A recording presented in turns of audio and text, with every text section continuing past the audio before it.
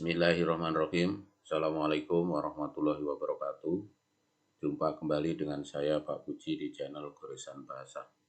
Channel yang mengkhususkan diri dalam bidang pendidikan. Anak-anakku di seluruh penjuru tanah air, inilah video saya yang ke-31 yang berbicara tentang struktur dan kebahasaan teks drama. Baiklah anak-anak, ini merupakan kelanjutan video sebelumnya yang berbicara tentang hakikat teks drama.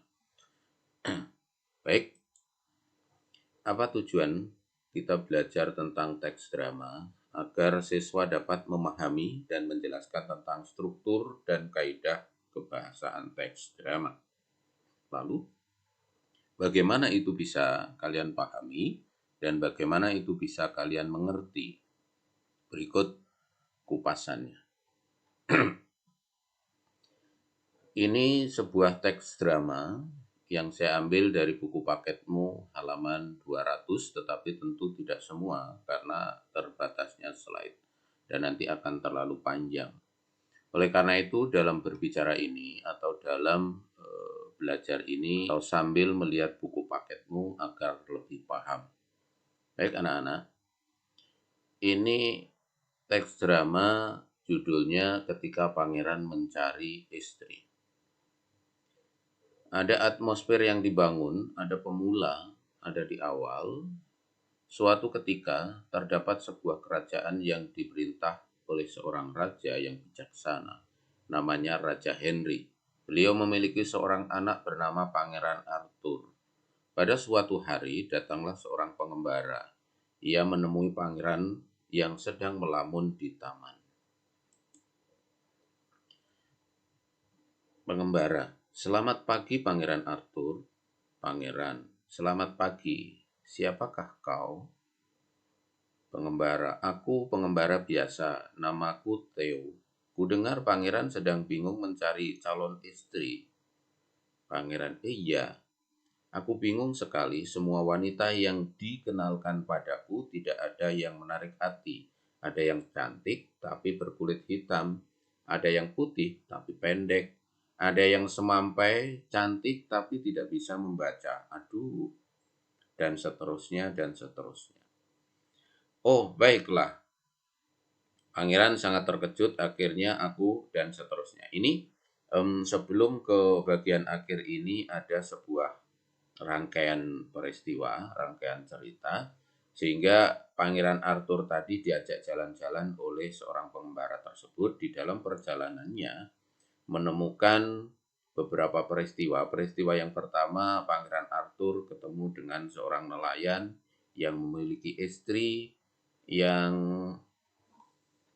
pendek, ya, memiliki istri yang pendek tetapi rajin dan pandai memasak. Kemudian pangeran bertanya, mengapa kok kamu mau dengan istrimu yang pendek itu? Nelayan tadi menyebut bahwa dia pintar memasak dan saya sangat mencintainya. Kemudian ketemu lagi dengan seorang petani, ya, yang memiliki istri bertubuh gemuk, tetapi dia rajin, rumahnya bersih, dan seterusnya. Kemudian pangeran bertanya, mengapa kok mau dengan istri yang gemuk seperti itu? Petani tersebut mengatakan, dia rajin, rumahnya sangat bersih, maka dia mau dan dia sangat mencintainya. Yang terakhir, ketemu dengan seorang pelayan yang bawelnya nggak ketulungan. Kemudian pangeran mengatakan atau bertanya, mengapa kok mau punya istri yang bawel? Kemudian pelayan menjawab, walaupun bawel dia sangat baik dan dia perhatian padaku, dan yang lebih penting dia sangat mencintaiku dan aku mencintainya. Akhirnya dari peristiwa-peristiwa itu sang pangeran sadar bahwa tidak ada yang sempurna di dunia ini. Dan istriku atau calon istriku nanti pun tidak ada yang sempurna sesuai harapanku. Yang penting saya mencintainya. Dan di akhir cerita, akhirnya seorang pengembara tadi membuka cadar kerudung dan seterusnya. Ternyata dia adalah wanita yang cantik dan dia menjadi. Nah, kata-kata terakhir, sang pangeran sangat terkejut. Akhirnya aku mendapatkan dan atau mendapat menemukan wanita yang cocok untuk menjadi istriku. Ya. Ini di rangkaian peristiwanya. Selanjutnya di akhirnya Pangeran Arthur dan Putri Rosa akhirnya menikah dan hidup bahagia selamanya. Ini ada sebuah rangkaian tadi yang secara sekelumit bisa saya sampaikan tadi. Nah, untuk lebih pahamnya, ini kan ada 3 bagian. Yang pertama A, jadi dalam rangkaian peristiwanya ini A, kemudian B, ya, kemudian C. Dalam tubuh teks drama ini, di bagian A ini disebut apa? Coba renungkan. Ini disebut apa? Yuk, 1, 2, 3. Ini ternyata disebut prolog. Ya, ternyata disebut prolog. Nah, yang di bagian B ini terdapat percakapan, dan seterusnya. Ini ya ternyata disebutlah dialog. Ya, dialog. Ya, dialog. Nah, di dalam dialog itu sendiri ada 3 hal. Ya, makanya di sini ada 3 cabang. Di dalam dialog sendiri ada 3 hal. Ini yang namanya apa? Kita ini sebutnya apa anak-anak? 1, 2, 3. Orientasi. Ya, orientasi. Yang ini apa?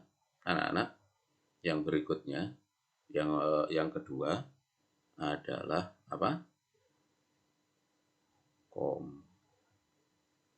Komplikasi. Nah, setelah ada komplikasi, kemudian di sini ada apa? 1, 2, 3. Resolusi. Ya. Dan yang terakhir ini di sini ada yang namanya apa? Kalau di sini ada prolog, dialog, di sini ada 1, 2, 3 epilog. Nah, ini anak-anak. Apa itu prolog? Apa itu dialog? Apa itu orientasi, komplikasi, resolusi? Nah, itu sambil nanti kalian cari ya. Sambil renungkan, sambil intinya ini dalam teks drama ini, ya ini dalam teks drama ini, itu apa? Lengkap gitu ya. Teks drama ini lengkap, walaupun ini saya cuplik, tetapi ada unsur 3, ada struktur 3. Yaitu yang pertama prolog, yang kedua dialog, yang ketiga epilog. Di dalam dialog itu ternyata ada konstruksi lagi, orientasi, komplikasi, dan resolusi. Baik anak-anak, apa itu komplikasi, apa itu orientasi, apa itu prolog, apa itu, dan seterusnya. Kita lihat tayangan berikut. Di dalam prolog adalah pembukaan atau awal peristiwa atau pendahuluan dalam sebuah drama atau sandiwara. Biasanya dilakukan oleh dalang atau pencerita yang isinya menggambarkan tentang tokoh, latar, dan latar belakang cerita atau perceritaan awal gitu ya. Selanjutnya dialog, media kiasan yang melibatkan tokoh-tokoh drama menggambarkan kehidupan, watak manusia dan problematika hidup dengan cara mengatasinya. Jadi gambaran kehidupan manusia di dalam dialog ini yang diperankan. Tadi ada yang namanya orientasi, itu cerita awal, menggambarkan situasi yang sedang atau situasi yang terjadi. Jadi setting awalnya itu apa. Kemudian komplikasi itu konflik-konflik dan pengembangannya sampai terjadilah klimaks. Gitu. Kalau dikaitkan dengan tadi, ini sebenarnya orientasinya, kemudian itu di awal-awal melihat Raja Arthur sedih, kemudian konfliknya diajak jalan-jalan gitu sampai klimaknya, ketemu sang pelayan gitu, terus akhirnya dia sadar, ya resolusi ini dia sadar bahwa ternyata tidak ada yang sempurna. akhirnya sampai menemukan jodoh tadi. Nah, di akhir cerita, ya di akhir cerita bagian akhir sebuah drama yang berfungsi itu epilog gitu ya. Dari di epilognya bagian akhir sebuah drama yang berfungsi menyampaikan intisari, menafsirkan maksud cerita oleh salah satu aktor atau dalangnya. Tadi kalau anak-anak lihat ya, kalau anak-anak lihat itu di bagian akhir ya, akhirnya sang raja hidup eh, dengan Putri Rosa dengan bahagia. Nah, disitulah anak-anak. Oke, kita lanjut sekarang. Ciri kebahasaan. Tadi di dalam teks drama tadi ada beberapa kata ganti. Ya, kata ganti yang biasa ada di dalam teks drama adalah kata ganti orang kedua dan orang pertama, terutama di dalam prolog dan epilog. Sedangkan di dalam, untuk kata ganti orang ketiga biasanya di bagian prolog dan epilog. Tetapi ya untuk kata ganti orang kedua dan pertama itu biasanya ada pada bagian dialog atau inti. Maka ada kata ganti aku, saya, kamu, bapak, ibu, dan lain-lain. Yang ini isinya menyapa. Bapak dan ibu itu intinya menyapa. Selain kata ganti, ada ada kalimat langsung atau petikan langsung. Kalimat langsung dan petikan langsung ini sudah saya kupas habis di video saya yang ke-26. Nanti silakan cari video yang ke-26 itu yang mana, ya itu nanti ada muncul di situ. Ya, secara jelas dan lengkap. Baik anak-anak. Nah, selain yang dua hal tadi, kata ganti dan kalimat langsung, ada beberapa ciri khas kebahasaan di dalam teks drama. Yang pertama adalah banyak menggunakan kata yang menyatakan urutan waktu. Nah, misalnya sebelum, sekarang, setelah itu, mula-mula, kemudian, dan seterusnya. Banyak menggunakan kata kerja yang menggambarkan suatu peristiwa yang terjadi. Menyuruh, menobatkan, menyingkirkan, menghadap, istirahat, dan seterusnya. Banyak menggunakan kata kerja yang menyatakan suatu yang dipikirkan atau dirasakan tokoh. Misalnya merasakan, menginginkan, mengharapkan, mendambakan, dan lain-lain. Menggunakan kata sifat yang menggambarkan tokoh atau tempat atau suasana. Misalnya ramai, bersih, gagah, kuat, baik, dan lain-lain. Ini antara lain bahasa-bahasa yang digunakan di dalam teks drama yang biasanya. Oke, baik anak-anak, lanjut.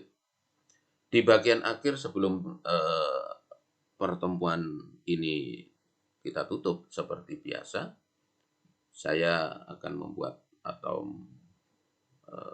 menuliskan sebuah renungan. Orang yang dikatakan beruntung atau berhasil bila hari ini lebih baik dari hari kemarin dan besok lebih baik dari hari ini. Semoga kita termasuk orang-orang yang beruntung. Amin. Akhirnya, billahi taufik wal hidayah. Wassalamualaikum warahmatullahi wabarakatuh.